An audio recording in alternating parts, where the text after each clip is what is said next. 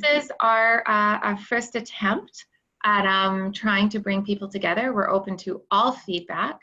And I will open it up. There's a few people to be introduced, but Selena Dorme, who's going to start off, and Bronwyn Geddes, who helps with our mentorship initiative. This is really something that they pulled together and worked really hard to get going within about 24 hours. So thank you to both of them. And I'll let Selena take over. So thank you all. I hope this is useful. Thank you. As she mentioned, my name is Selena Dorme. I'm the engagement coordinator with the First Nations Public Service Secretariat. Thank you for joining. We did manage to pull this together in a very short period of time, so I appreciate it. We do have a live chat that you can send your questions to, so thank you for the few people that have confirmed that you can hear us. If there's any issues, we can try and troubleshoot along the way. We will also have a Q&A option too as well. If you look at the bottom of your screen, there are a few menu options to submit questions. We can try to answer those at the end when Sandra and Deanna are done talking. But I'll go ahead and introduce Sandra, or sorry, Bronwyn, do you want to add anything? Yeah, I'll just say I work with Notsamat Tribal Council, and I'm also doing supporting the First Nations Public Service Secretariat with the Mentorship Network. Really excited to have 33 people on the line right now.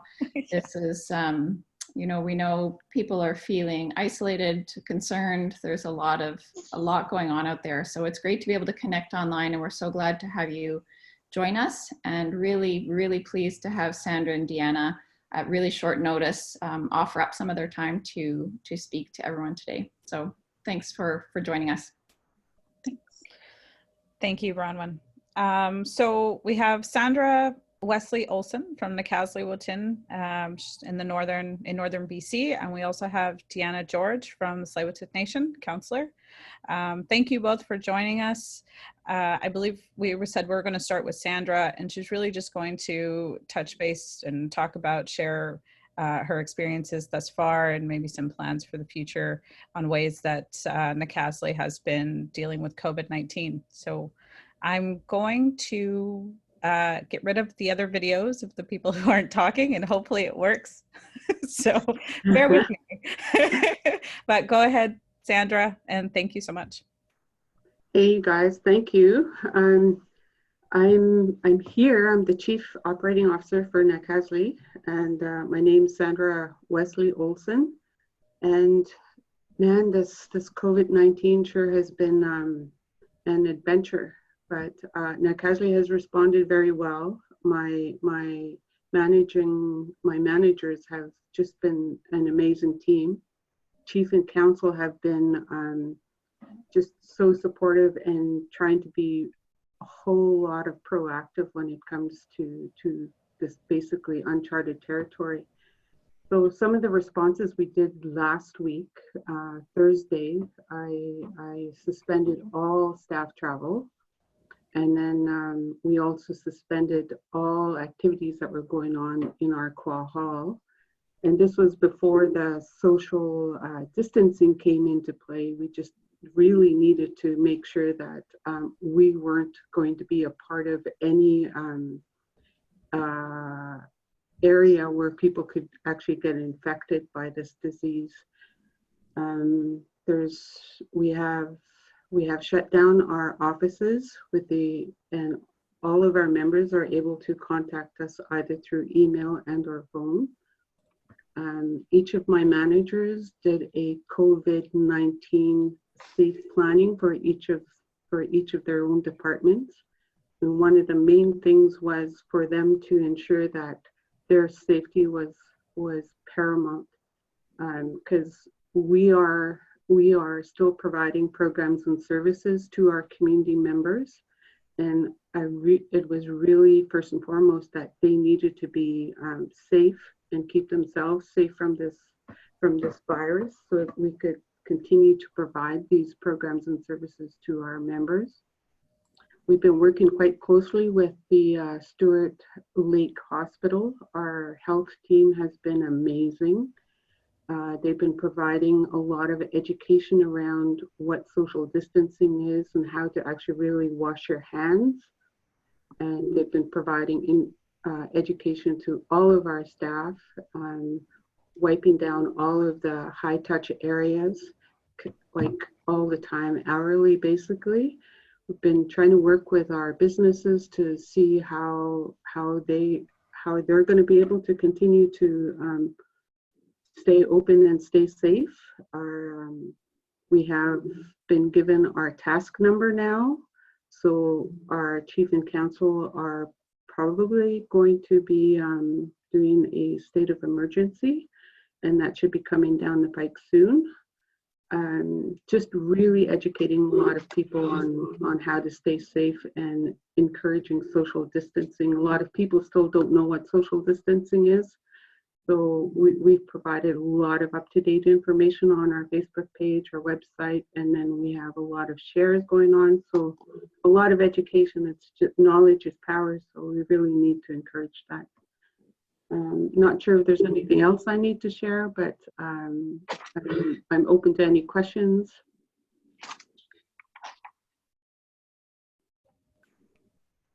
Hi. Thank you. Thank you, Sandra.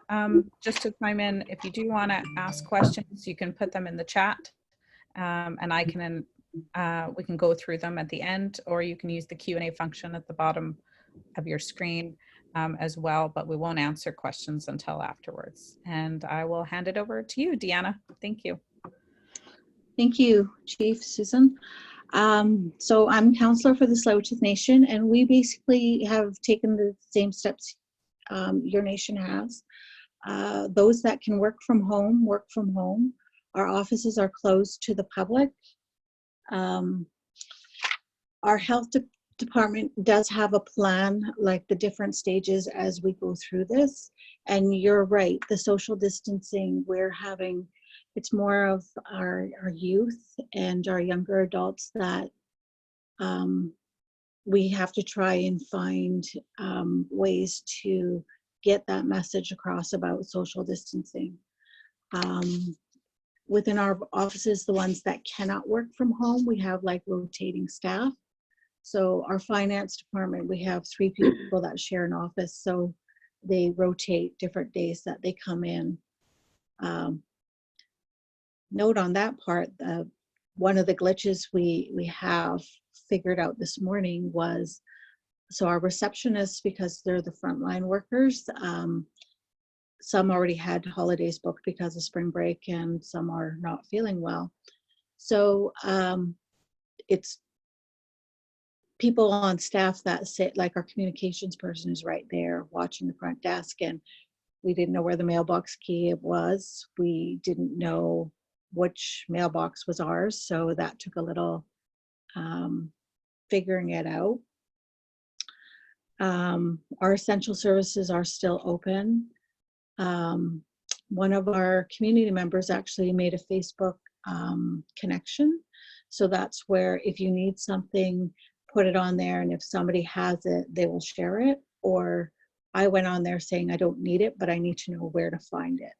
So right away I got 3 responses. It's only good if you have data though. The self-quarantine is another one, because where we are in North Vancouver, it's hard to get all of these supplies. So I just got off of Facebook, and you know, we have somebody that has a baby that's looking for wipes, and whenever he goes anywhere, they're kind of laughing at them. So it's like, okay, do we try and figure out how to do it yourself, or I'm not sure. Our social development department did hand out gift cards to Superstore.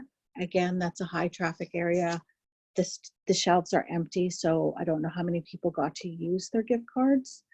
And it wasn't just for those on social assistance, which I didn't really read the post, but they went really fast. So it's something, it's a live and learn how to do it better next time if there is. Our essential services are doing phone-ins. They are trying to figure out a way how to connect with our youth. And this is the one thing I'm very interested in, what people have to say about the mental wellness of our communities. And it's the youth. Like,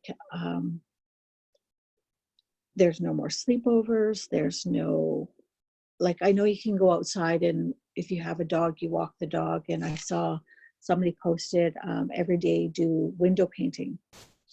So the kids have to find, I think Friday's a shamrock, Saturday is a heart, and so forth, just to get them out. We're lucky we do have a beach that some families have been going down and either having a wiener roast or just walking on the beach, doing something that they're away from people. And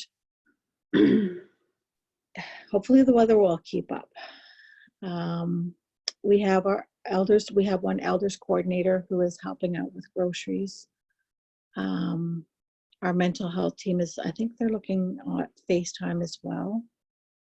Our nation gives out a health and wellness grant in May. So council has been thinking about, okay, what does that look like? And then all of these other things come into play. I don't know if most of you found out, my bank is now closed. I think the Royal Bank is only open limited hours. So it's like, okay, how do we do this? So we're looking at, hopefully everybody has a phone. We could just mail them out, but we're looking for a deadline for direct deposit. But if their bank's closed, how easy is it to download a direct deposit slip? So it's just, I don't know if I just think too much, but we're trying our best to stay positive, stay upbeat, not feed into it, but we have to protect and stay safe. So that's our issues. How do we send out those messaging? Thank you. But yeah, our health team has gone like the next step, like if we have to go hunting for ourselves, and then we have caterers within the community, do we open up the kitchen for them and do Meals on Wheels? I don't know yet. That's in somebody's plan, which I'm so happy they are forward thinking. Go ahead, Selena. Thank you, Deanna. And I don't think you can overthink at all, considering what all the uncertainty. So I don't think it's a terrible thing to be overthinking. We have already a couple of questions, unless there's anything else, Sandra or Deanna, you'd like to share, or we can move on to some questions that have been received in the chat. I could probably just answer some questions. I probably will cover anything that I did miss through the questions. Okay. This question is for Sandra. Because you specifically mentioned that you would be introducing a state of emergency, what exactly does that involve? So through the EMBC website, there's a whole lot of forms that are listed, and we do have a task number now. So I've instructed my finance team to start pulling together all of these forms, because we also now need actually up-to-date laptops, because a lot of our laptops are outdated. So some of these can be put onto the EAP or EAF expense authorized form. So we can start throwing those out to EMBC to approve. So I have my communications person. All I can see is Deanna. Yeah, she's moving around a bit. Sorry. So we will open up our EOC. We've identified some of the 4 positions: the EOC director, the liaison officer, finance, and the communications officer. And we're setting up all of the books for finance to ensure that we keep track of all of the expenses when it comes to COVID-19. And then we went through this for the forest fire of 2018, so we kind of know what we have to do. one of the things was just to really ensure that you keep track and have backup copies as you're expending over and above what you normally would during your work hours or COVID-19. Great. Thank you for that. There was another question. Again, it was revolving around state of emergency, which you touched on, having a task number. And there was a question: will the band be paid back? I'm not too sure what that was. Well, there's a document that was sent out to the bands that are asking for the task numbers, and in that document it actually lists out specifically what can and cannot be reimbursed. So EAF forms, the expense authorized forms, if those could be sent out right away, then EMBC is usually really good at responding, say, yes, we can reimburse for this, so go right ahead, or they will just call back and say, you know what, we need more information on this. We need more clarity, and then they'll either approve it or decline it. So it's really educating yourself on what can be expensed as when you're going into the EOC and expending any money in response to this COVID-19. Great, thank you. The next question was either for both of you, either one of you can answer. Are your social development departments still operating? Are you still requesting PWD/MNS applications? And what are you telling your members about going to the doctors to get their PWD/MNS benefits applications filled out? Well, our social development department, they called ISC, and ISC has stated in order to keep that social distancing, all of the B&D forms and the renewals, they don't have to be filled out. We will absolutely just run the last social development income assistance checks, and then all of the renewal forms will be put together in their files. So after all of this is said and done, all of the income assistance clients will come in and then sign all of those forms when it is safe. And anybody who needs a, or who will be a new client for income assistance, we can do that by phone. So all of that's been set up. We have video conferencing, FaceTime, telephone, and if we absolutely need to, we're only allowing one client in the office at a time. Great. Deanna, anything you'd like to add to that? Our social development is open. I think they were going to be conferencing on how they're going to limit people coming in and out. I believe in the same what you said about ISC, but I just saw the question about new clients. That's a good question. So right now, in the past, mostly everything with finance needs to have the original copy. So I know some are, and we've done this in the past, but it wasn't program funding, whereas you're taking a picture, say this is my form I have to fill out. I'm going to fill it out, and then I'm going to take a picture and I'm going to email it to you. Most people have phones that can do that, but we always need the original in file. And like Chief mentioned before, when this is over, have them come in and sign the originals.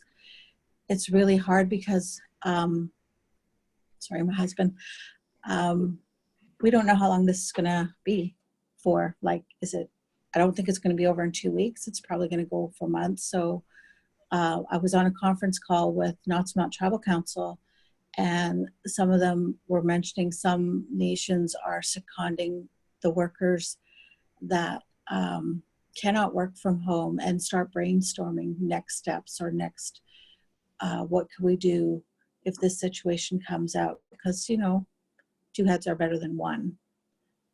So that's a good question. I'm not, our offices are different, so I'm in the admin building, and it's kind of very skeleton crew. I think there's 3 of us here, and then ComDev is in a portable. So I think they have the ability to maybe have somebody open and close the door, or they're cleaning again. And I liked how Chief mentioned earlier about teaching people how to clean, because we did a test with like 4 workers, and you know, the Lysol wipes that you get, these things. I said, okay, how do you deep clean with this? And they're like, oh, we just wipe it down. I'm like, no, that's like dusting. You have to wipe the whole surface for 3 to 5 minutes, I believe, to ensure that it's wet still to kill the germs. And they're like, oh my God, if we didn't know that, how many other people are just doing a fast wipe and then tossing it in the garbage? So again, it's just re-implementing the cleansing. I got off topic here about the social development. I can, if there's a chance to write down answers later on after the webinar. I know our director of ComDev was on a conference call with our CAO this morning, and I didn't get to do any updates, but that department itself, all the different changes coming in, especially even with health, to try and keep on top of it, it's a job in itself. Yeah, agreed. What we can do is we can type out the questions Okay. and flip them both to you and Sandra if you want to put your answers in writing, and we can share it afterwards, if Cool. that's okay with the 2 of you. We are recording this webinars, and it will be also shared again too as well. So moving on to the next question, which was, aside from rotating staff that share an office, how are you dealing with those that can't work from home? Are you staffing working regular hours? Are you paying for full days if hours are reduced? For Nacasli, right now, most of my I've asked the staff that could work from home, and then some of them have files that they need to use in the offices, so they come in after hours. So we're kind of just rotating the hours. There's a lot of staff that I need here right now, but as I said, we were really educated on how to keep ourselves safe through the high touch areas, wiping them off and washing our hands constantly, and knowing about the liquid droplets. I was like, oh my gosh, I didn't even realize that liquid droplets could actually still be just staying on your clothing, and then you can go and hug somebody or what have you. I'm like, oh my goodness. So that was kind of an eye-opener for me. So if just to go off on a little bit of a tangent, if people go out in public and you come back to your home, change your clothes and put those clothes that you went out in public into the wash right away. That way you're just really keeping everything that you brought back at bay and being washed and just actually killed. So, but yeah, for our staff right now, we are just working. I've sent people home that can work from home. They'll come back after hours to pick up anything they need from the office. Some other staff, because some of our offices, they just need constant cleaning. So some of our staff are being used to just clean or answer telephones. We just changed their job description a little bit, and it seems to be working right now. But as things evolve, we're going to have to really start to make some changes with the staffing, especially if it really does come to like absolute isolation. That's something right now that's kind of at the director's level, because they're the ones that know their staff and are going to deal with them. Council is basically we need to know the numbers, what it's going to look like. So right now, those that can work at home, work at home. We haven't talked about like how much vacation, you know, how you have to accrue vacation and sick time. So we have talked about, okay, do we waive that and say, okay, instead of the whole year you get so many sick days, do we put it into effect now? Or you have to work so many days before you're entitled to your vacation days. That is something that our directors are looking at and working with finance on how to do that. Right now, people are probably going to get their payday as per usual. That's today. We haven't really discussed how to share people's talents to go somewhere else, like reception, because I'm sure they probably stress themselves into sickness because they are the first one. The way our administration's set up, they are our frontline workers. They're the first ones people see when they come in the door. And our cleaners have been given direction to do deep cleaning, not just surface cleaning. We as employees are responsible for our work area, but again, when I talk to 4 employees, these wipes were not being used properly. So again, it's just educating and taking that extra time. That's about all I can say for that. I haven't been to every department. I was hoping to get Vanessa here because she works in our health department to see how they are doing, if they're working from home or if they're coming in. Yeah. Thanks, Deanna. And we'd be more than happy to have any other departments that want to share their experience too as well on a future one. This is the very first webinar. I guess I should have mentioned that to begin with. Okay. Depending on the interest, which we have quite a bit, we have 52 or 47 attendees right now watching the webinar live, and lots more questions. Unfortunately, I don't think we're going to get through all the questions. We had really only allotted for about 30 to 45 minutes, which is what I had promised to only take up of Sandra and Deanna's time. So don't think we're going to be able to get through all of it, but like I said, we'll forward these questions to them and hopefully they can answer. There were actually a few more regarding PWD and M and S, but there's actually 2 other questions that I want to get to in the actual Q&A that I think are really important. One of them is, what recommendations do you have to support family and community with funeral services? What was the question? What recommendations do you have to support family and community with funeral services? Well, we just actually had a death here, and the family has chosen to postpone the service at all. Like they've actually just postponed it, and they're going to do a feast at a later date when it becomes safe. So a lot of our Nacasli members are they're just amazing. They're really following the social distancing and not gathering in large numbers of groups. I've noticed some people here, they're saying no visiting. They're very limiting on what they allow into their home. I went to go to my neighbors, and the neighbor came out and he was like, I'm sorry, but we're not allowing people in the house. I said, that's totally fine, I understand. So people are actually really, really cognizant about how serious this COVID-19 is.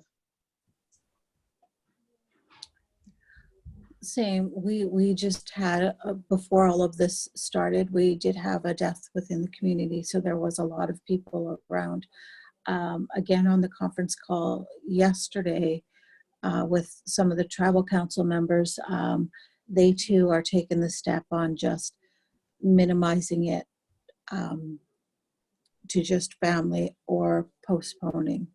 So that's something I'm sure everybody it's a reality that to a lot of people it's happening, and that's the reality we want to try and convey to our younger youth and young adults, that, you know, if you have a grandparent or somebody with low immune system, and that's another thing you have to start thinking about, is that diabetes, is that a cancer survivor, is that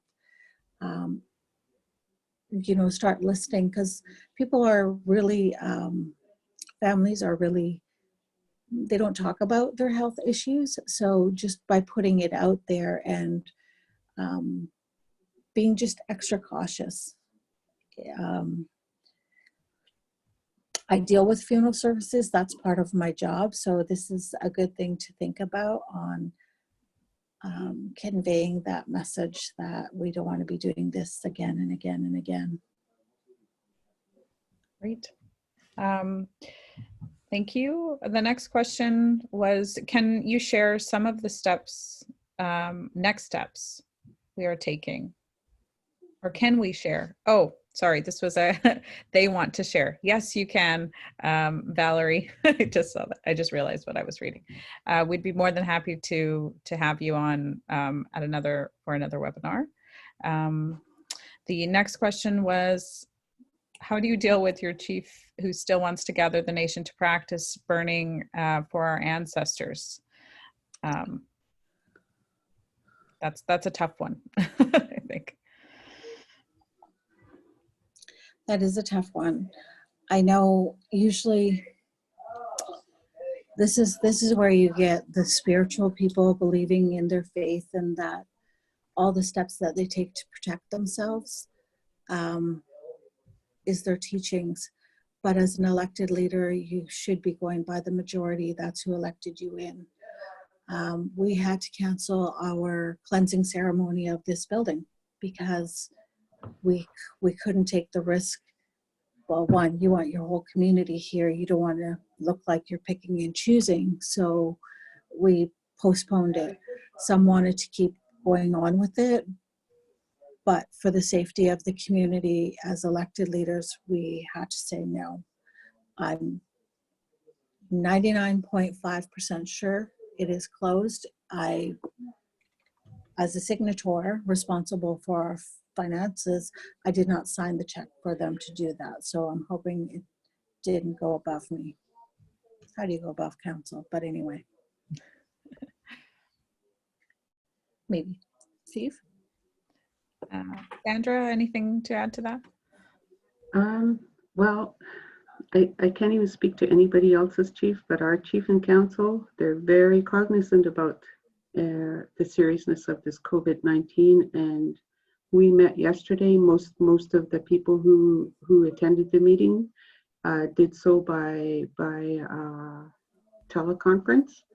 Same thing with our managers. We all did a teleconference. We're really taking this seriously. So until it happens to you, I don't think people are going to take it seriously. So I really hope that this education, all of this hype around how serious this is, people will really start to hear it and take it seriously and start to educate other people.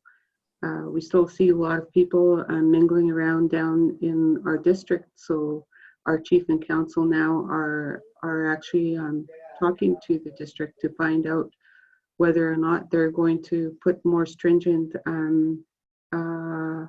rules in place for hanging around downtown. So it's going to be it's uncharted territory. I mean, everything else that we had an emergency on really didn't have anything to do with social distancing. We could all work together, meet together, and plan together. Now we're having to use technology such as this to make our plans, and it's going to take us a little bit of time to get used to it, but it's something that is useful, absolutely.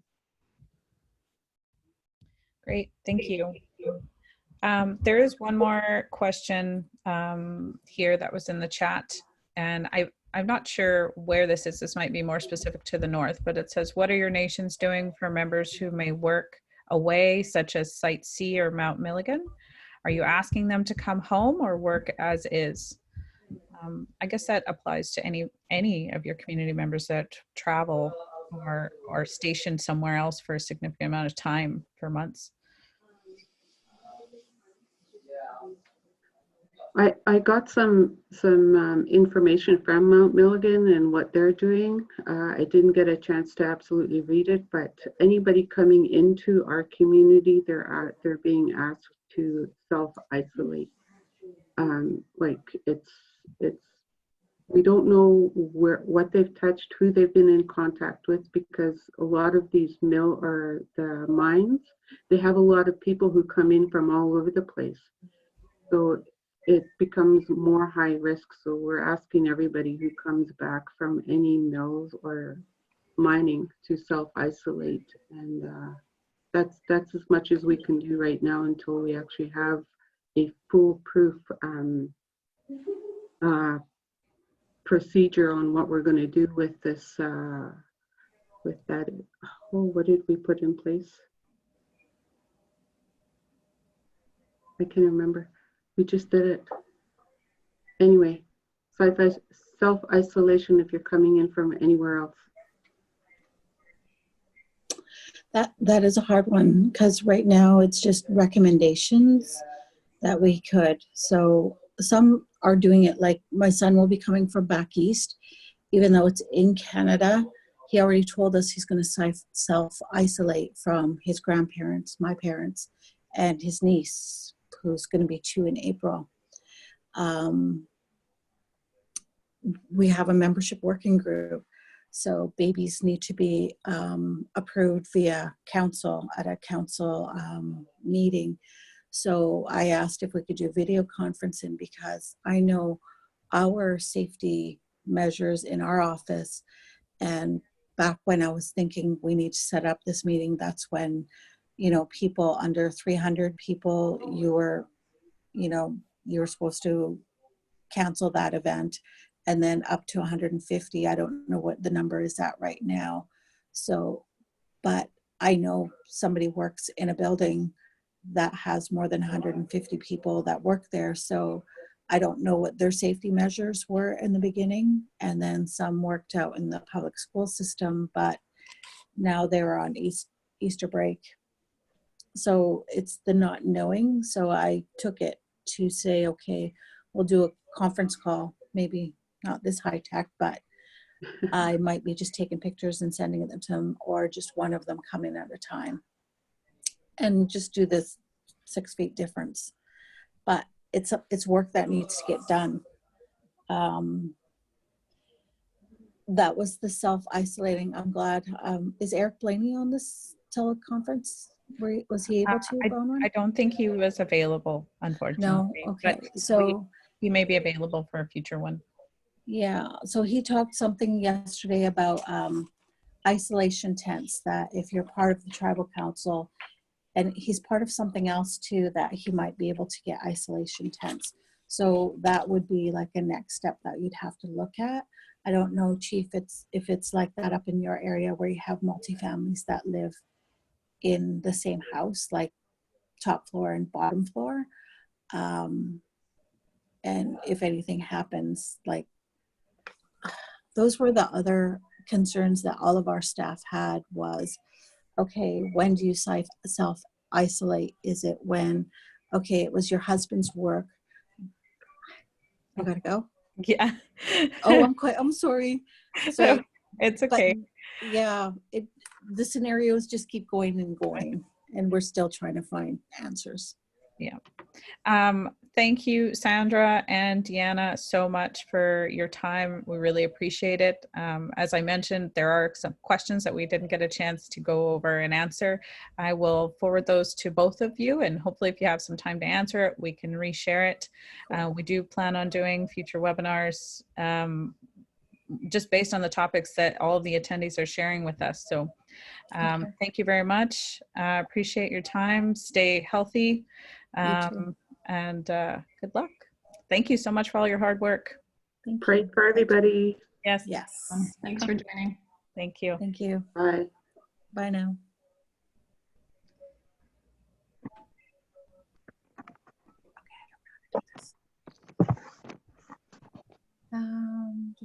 Thank you. Stop video. Stop video. All right. Did I do it right? Can you hear me? Yes. All right, there we go. Thank you, everyone. I think everybody's pretty much signing off. Stay tuned for an email from us, or we'll post on social media the responses to all of these questions. We really appreciate it. And we'll see you again at some point. Thanks so much. Bye-bye. Stay safe. Thanks, everyone.